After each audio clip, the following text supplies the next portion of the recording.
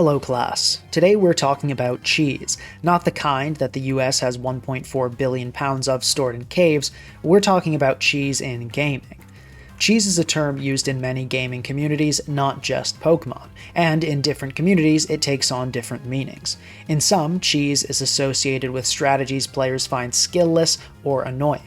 In other games, cheesing something is a way to bypass a certain part of a level or make something easier, and it isn't a negative thing at all. In this video, I'll first explain what cheese means in competitive Pokemon. Then we'll go through examples of cheese in the main singles format for competitive Pokemon, Smogon Overused. Lastly, I'll tell you how to build teams that are cheese-proof, or at least as close to cheese-proof as you can get. So, to start off, what is cheese in competitive Pokemon? Well, it's not super clearly defined, but there are 5 major components that are often associated with cheesy teams. 1. Cheese teams use some uncommon gimmick or strategy. In the team you're currently watching as background footage, that strategy is Shell Smash plus Copycat. The idea is pretty simple. You use a slow Pokemon with Shell Smash and give it an eject pack. Because the Pokemon is slow, it should move after whatever's on the field, and the defense drop will activate the eject pack. You then go into a much faster Pokemon and use Copycat, which copies the last move used, allowing you to use Shell Smash with a Pokemon that normally doesn't get that move. Shell Smash is arguably the best setup move in the game, so granting it to an unexpected Pokemon can really mess your opponent up. The number 2 indicator of cheese is that cheesy teams aren't very good. This goes hand in hand with number 1. If a strategy is legitimately good, it won't be uncommon. People will use it and it will become common. This Shell Smash eject pack strategy is terrible, and I lost about 300 elo trying to get wins for background footage before just starting a new account, and even at 1000 elo, it was hard to win a single game. 3. Cheesy teams are a matchup fish. This means it has some incredibly strong matchups and some where no amount of godlike playing could possibly lead to a win. This is sort of linked with not being very good, but it's slightly different. This Shell Smash Copycat team will do very well against teams with no fast Pokemon, no priority moves, and no hard hitters. If I face a team with a single priority move, even Protect, my entire strategy is ruined since I won't be able to Copycat. Whether I win or lose depends very heavily on my opponent's team, thus making this a matchup fish. 4. Cheesy teams don't take a lot of skill to play, and typically have a very flowchart way of playing, where you play the same way and make the same decisions almost every game. Some might argue that cheesy teams must take a lot of skill to play because they're so bad, but there's a difference between a team being bad and being hard to play. This Shell Smash Copycat team, terrible as it is, has a very well-defined and easy game plan to execute. It doesn't take a lot of brain power to play. I just use Shell Smash, go into whatever Copycat user looks best, click Copycat, then click attacks until I die, and repeat. Finally, number 5. Cheesy teams often rely on surprising their opponent. This game, my opponent lost half their team to Espeon because they didn't know what set I was. First of all, if they knew I was Copycat, they could have just used Protect against my Espeon with their Gliscor, and instead of copycatting Shell Smash, I would have copycatted Protect, and my whole strategy would be ruined. Secondly, if they knew that my Espeon only had Terra Blast fighting and stored power, they would have realized that Sableye hardwalled my Espeon and not a single Pokemon needed to die. Most cheesy teams are absolutely ruined, or at least a lot worse, if your opponent knows what's up. I picked this Shell Smash example because it perfectly embodies what cheesy teams are like in every single way, almost hyperbolically. But not all cheese teams fit all of these criteria. Sometimes they only fit 3 or 4 out of the 5, and they can fit each criterion to different degrees. There are some gray areas as well, archetypes that are on the brink of being considered cheese. For example, let's look at Psyspam. These are teams that use Indeedee to set Psychic Terrain, Hatterene to block hazards, and then various sweepers, nearly always using Expanding Force Armarouge and Focus Sash, Shell Smash Poltegeist. These teams are uncommon, but not so uncommon that it's not an acknowledged archetype. Certainly nowhere near as uncommon as this Shell Smash Copycat nonsense. Psychic Terrain teams are not very good. Very few Psyspam teams have performed well in high ladder, and they have almost no usage in high-level tournament play. But still, Some Psychic Terrain teams have performed well on ladder in the past, and they can get wins against solid teams, so it's debatable if they're bad enough to be considered cheese. Now, they are absolutely a matchup fish. These teams lose on preview every time they see a Rillaboom. Do they take a lot of skill to play? More than my Shell Smash team, but they're one of the easiest archetypes out there to pilot. I'd say it's about as close to a flowchart as teams get. But do they rely on surprising the opponent? Not really. When you see an Indeedee, Hatterene, Poltegeist, and Armarouge, every player knows exactly what they're getting into. I'd say Psychic Terrain checks enough boxes to be considered cheese, but it's on the edge. Let's look at another example that very clearly is cheese. This is a Magic Room team. Magic Room causes held items to have no effect for 5 turns, so what you can do is pair setup Pokemon with choiced items for a very nasty combo. Here I have Choice Band Dragon Dance Dragonite, Choice Band Dragon Dance Dragapult, Jolly Choice Scarf Swords Dance Kingambit, and Choice Scarf Nasty Plot Goldengo. You can set up when your items have no effect, then start attacking with shocking speed or power when the item returns. Let's go through the 5 criteria again and see just how cheesy this team is. Is Magic Room uncommon? Absolutely. Is it bad? Oh, you bet. It was difficult to win even in the 1400s. Is it a matchup fish? Once again, absolutely. Many hyper-offense teams tend to be a bit of a matchup fish, but Magic Room in particular is really reliant on a good matchup. Eventually, you're going to be locked into a move, thanks to all those choiced items, and you have to hope your opponent doesn't have a lot of resists or immunities. Does it take a lot of skill to play?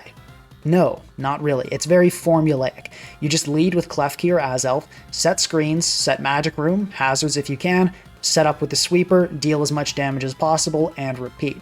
It's not totally skillless, and there's more flexibility than with the Shell Smash team, but it's definitely not hard to play. And lastly, does it rely on surprising the opponent? Kind of. The fact that you have to set Magic Room before setting up takes away a lot of the surprise factor, but the sets I'm running are still so strange that I'm definitely taking advantage of my opponent's surprise.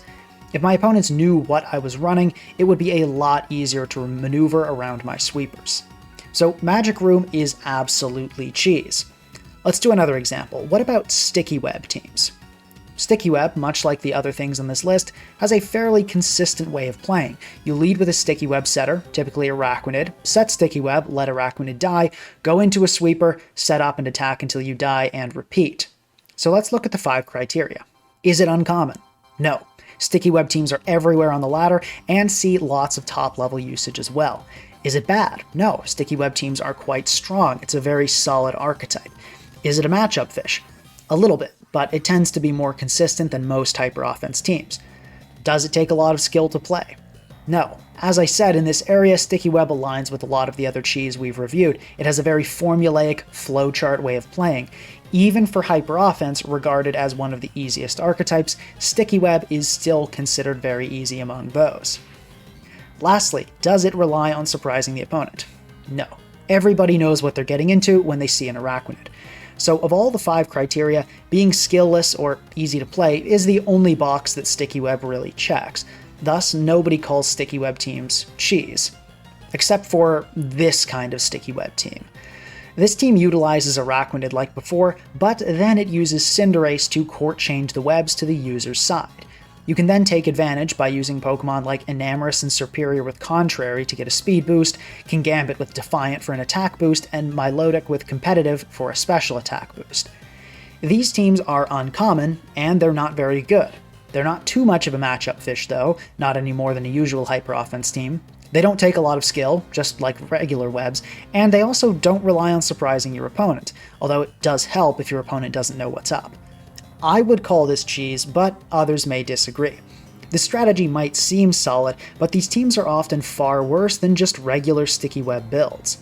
Having to set up a hazard and then court change it loses you a lot of turns, and a good opponent will take advantage of this. These teams aren't terrible, and probably could get some wins at a top level, but they're just not worth using when there's a stronger alternative. This could change in the future though. Maybe someone will build such a strong reverse webs team that it becomes mainstream and thus is not considered cheese anymore. Similar things have happened before. In Generation 8, King's Rock Cloister was considered cheese for a while. With Skill Link and Icicle Spear paired with King's Rock, Cloister had about a 40% chance to flinch each turn. This was a fringe strategy for a long time, considered bad, cheesy, gimmicky, inconsistent, but it ended up becoming mainstream, and suddenly King's Rock Cloister teams were everywhere. It became such a problem that King's Rock was banned, and now it's auto-banned in every generation since. But before that ban, you can bet nobody was calling it cheese anymore. So now you have a good idea of what cheese is and what it looks like, but how do you beat it? Well, before I tell you, I'd like to remind you that questions about cheese teams will be on your next midterm. I'd highly recommend subscribing to ensure you keep up with these lectures. The class average isn't looking good, and I won't be giving a curve. So, how can you make your teams cheese-proof? Well, fortunately, it's pretty simple. Cheese teams across the board absolutely hate three things: hazards, phasing, and priority. Hazards are a pretty simple one. The more, the better. Cheese teams almost always give up a typical team structure, and letting go of reliable removal is often part of that. They also tend to never use heavy-duty boots, since usually some item is required to make whatever nonsense gimmick is behind the team work. For example, the Shell Smash Copycat team needed white herbs and eject packs. The Psychic Terrain team needs focus sashes and terrain extenders. Hisuian Samurott is particularly great since cheese teams often utilize magic bouncers to shore up their hazard weakness, but this won't prevent spikes from Ceaseless Edge. Phasing just means a move that forces the opponent out, like Whirlwind, Roar, or Dragon Tail. The term phasing comes from the move Haze, which eliminates stat changes. Because stat changes are eliminated when a Pokemon switches or is forced out, these switch-forcing moves are pseudo-hazing, or for short, phasing. Almost all cheese involves setup, so something like a Whirlwind Tinglu or a Roar Moltres can easily shut the entire strategy down. Lastly, priority. This is good for the same reason phasing is good. Almost all cheese is setup, and priority allows you to revenge kill setup sweepers that boosted their speed. If my opponents had stronger priority when facing my Shell Smash Copycat team, they would never have lost. Priority is super important in Generation 9 already thanks to how strong setup sweepers are with Terra, but it's also a crucial part of being anti-cheese. Before we wrap up, I should mention that there is a near infinite amount of cheese out there. For example, the same strategy of court-changing Sticky Web to your own side can be used with Toxic Spikes instead of Sticky Web, and then you run Choice Band and Choice Scarf Pokemon with Guts. That's a fun one. There are also Trick Room teams that use Hatterene and Hatchroom, and the whole point is to bring in one Choice Specs Eruption Torkoal. Fake Stall is another example, where you have a full team of stall Pokemon like Blissey and Dondozo, but they're running Choice Specs and Choice Band instead of their usual sets. Cheese is endless, but as long as you prepare for it, you'll rarely lose to it. So that's all you need to know about cheese. All the teams I used in the video are linked in the description, although if your goal is winning, I'd advise against using most of them. If you enjoyed the video, I'd appreciate it if you could leave a like and subscribe. Let me know in the comments what your favorite kind of cheese to use is in competitive Pokemon. Well, that's all. Class dismissed.